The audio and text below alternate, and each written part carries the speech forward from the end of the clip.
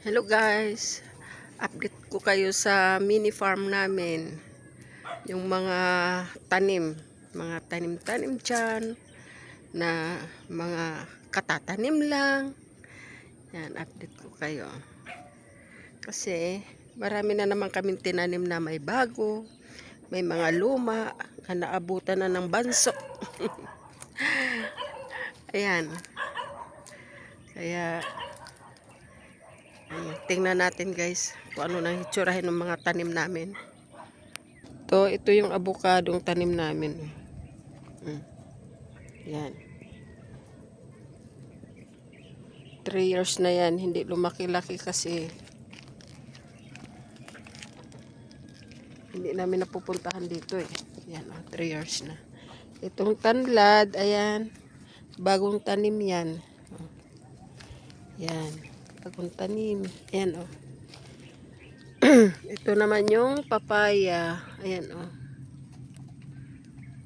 Ayan yung papaya namin. Ito yung kalamansi. Itong kalamansi na to binili ko pa to 180. 4 years na yan. Dati namumunga yan, ngayon hindi na. Oh. Papatay. Yung dulo niya patay na. Oh. Yung pa, meron pang papaya. Oh, ba? Marami kaming tanim dito na papaya. Okay, papaya. Ito yung malunggay. Pinutulan namin para lumago yung malunggay. Yan. Ito yung langka. Kita yung langka. Alam nyo ba yung langka namin? 4 na puno yan. Namatay yung 3. Yung isa dun sa 3 ay binili namin. Halagang 1.5. Namatay rin.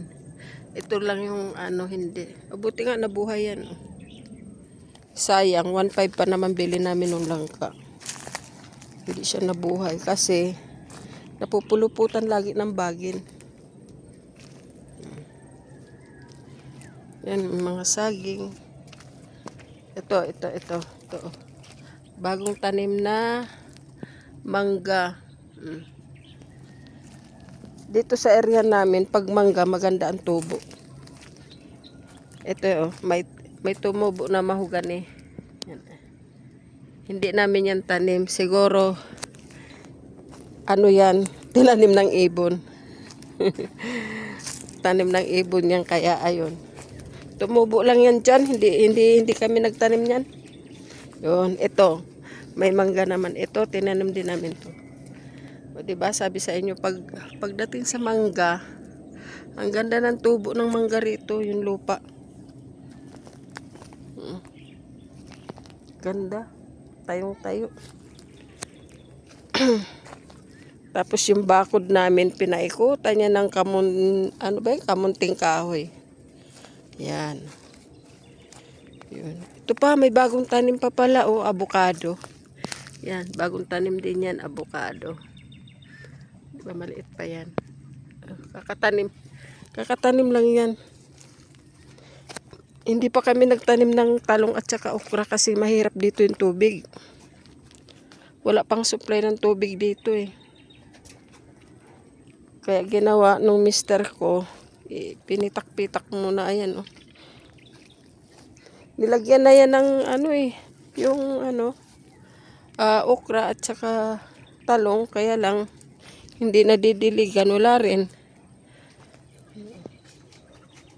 Ito oh. Ito yung atis.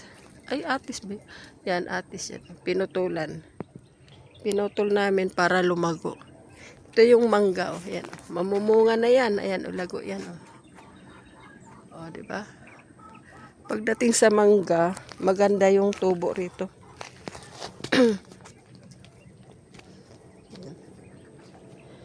Ito yung sinasabi ko sa inyo na avocado namin namumunga na. Binili pala namin to dati ng 800 itong avocado na to. Grafted to. Kaya, ayan. Oh, may bunga. Oh. Kita nyo yan? Diba? May bunga. Nakakatuwa, no? Nakakatuwa yung tanim mo may bunga na. Yun. Ang dami niyang bunga. Oh. Yan, dami sa taas. Dami. Pero pag humangin ito, pero hindi pa naman yan sure na ano talaga. Kasi 'di ba nga, pag nahanginan, pag naulan na nalalaglag. Ito yung mga alaga namin. Ayan si Tulpo yan, oh, alaga ko yan. Yun, mga alaga naming manok. Mga binili namin yan lahat sa grotto. Ayan.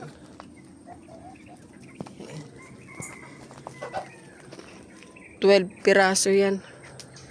Ito. Dito sa likod, may tanim kami ditong okra. Yan, oh, okra. Yan, okra yan. May papaya pa pala, oh. Okra. Yan, oh. Yan. Hinarangan namin ng net kasi baka pasukin ng manok. Tutukain. Ayan, oh, okra. Puro okra ang tanim dito. Oh. Yan, mga okra yan. Ang daming okra. Ayun. Ito yung kamyas. Kita niyo yung kamyas na yan? Ngayon lang to sumigla ng bunga, oh. Ang dami niyang bulaklak. Ito, oh. Ayan, oh. Ang daming bunga. Oh. Dami. Daming bunga siya. Diba? Binili ko rin yan noon. 180 rin yan bili ko.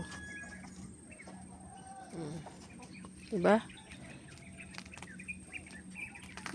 Ngayon lang din yan sumigla bumunga kasi kailan lang din namin ito nalilinisan. Ito namang bayabas. Ayan, oh. Bayabas yan. Malago to dati, binawasan namin para maganda yung tubo niya. Hindi ko rin yan tanim yan ng ibon. Parang yung mahogany. Tinanim lang din yan ng ibon. Oh my God! Wow! Diba, nakakatulong din yung ibon. Ayan. Oh. Tignan mo naman yung mga tubig namin. Oh, ayan, oh. Container yan. Pag umuwi kami ng Caloocan, dala namin yan para magkaroon kami ng tubig. Ito yung mga paligid namin, oh. Ayun yung sasakyan namin. Yan. Ayun yung paligid namin na yan, oh. Wala pa. Yan, may bahay doon, oh. Yan. Oh, diba? Tignan mo yung manok namin nagpainit.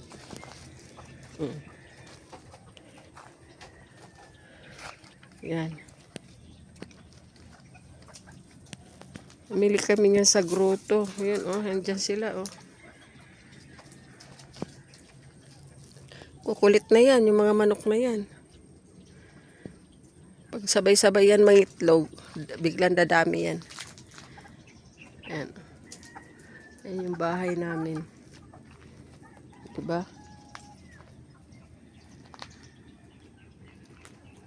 Ito pa pala, may avocado pa pala ditong malaki. Ito avocado yan. Oh. Yan. Baka sa susunod taon mamumunga na rin yan. Yung avocado na yan.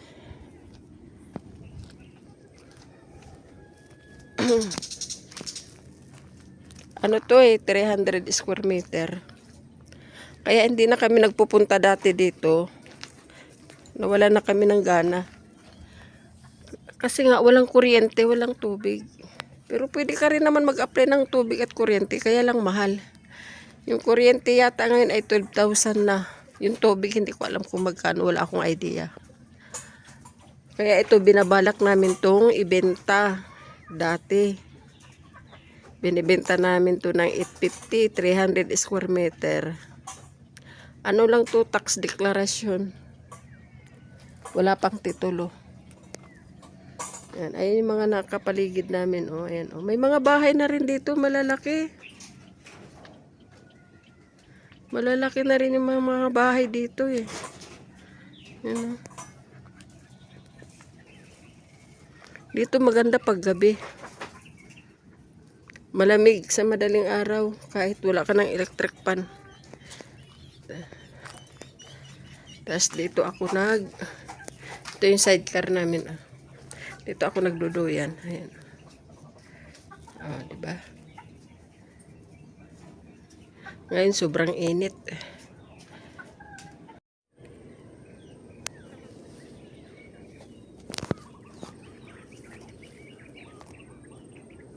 Ito yung kabuuan ng ano namin. Area. Yan. Lumabas ako ng bakod. Yan. Yan yung 300 square meter.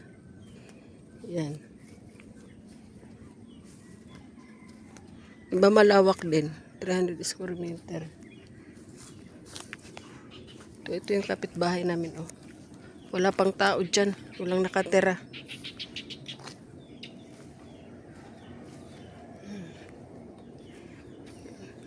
Lawak, no? Hanggang dyan lang. Oh. Yan. Hanggang dyan yung amin. Dito iba na yung may-ari. Yan. Yung mga bahay dito kadalasan wala pang mga tao. Mga nagpatayo lang.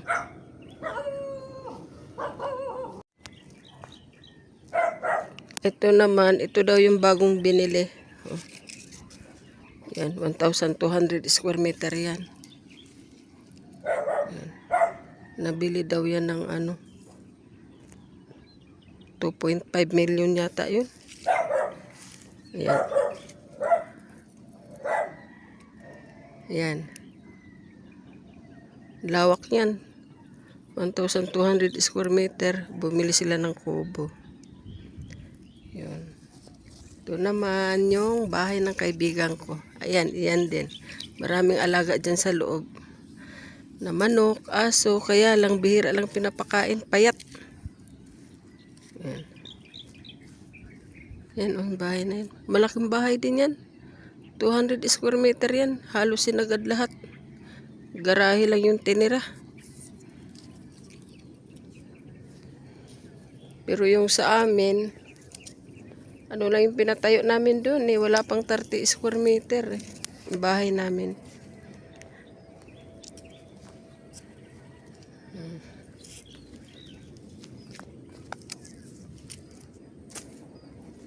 Lalaki ng bahay dito. Kaya lang yung iba wala pang tao. Ayan, ayan yung sa amin. Diba? Sayang na yan ibenta na. Ayan. Binibenta namin yan ng 850. Yung bahay niyan maliit lang. Ayan. Wala pa yata yung 30 square meter eh. Pero yung balkon malaki.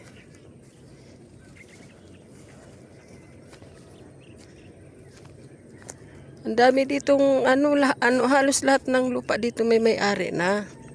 Kaya lang yung iba pinataas-taas lang yata yung ano dito, balyo ng lupa. Baka ibebenta rin. Yan oh. Dami dito. Ang dami ditong mga mga may-ari nakabakod lang, puro damo.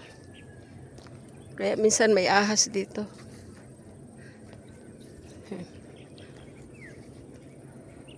Lawak nito. Dito kami sa Phase 4. Hanggang Phase 6 ito eh. Phase 6. Ha? Phase 6. Pwede ba yun? What? What the fuck?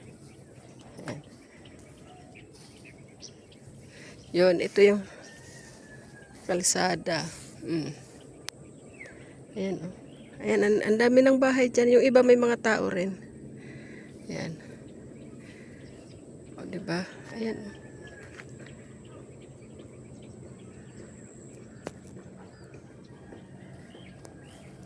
Maraming bahay din doon sa P6 eh. Doon sa may dulo. Dyan, P5. Doon sa may dulo, P6.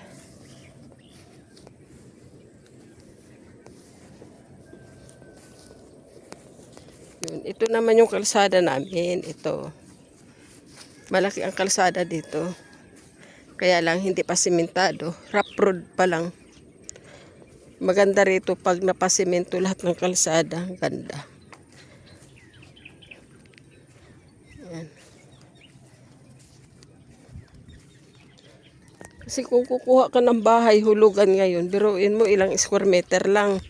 Kadalasan, 32, 48, mga ganyan lang eh. Tapos yung bahay, maliit lang. Lalagyan lang ng taas. 'Di ba?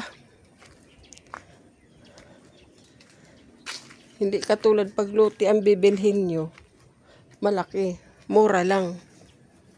Sa ngayon, mura lang. Pagdating ng panahon, lalaki na naman ang nito, yung value ng lupa.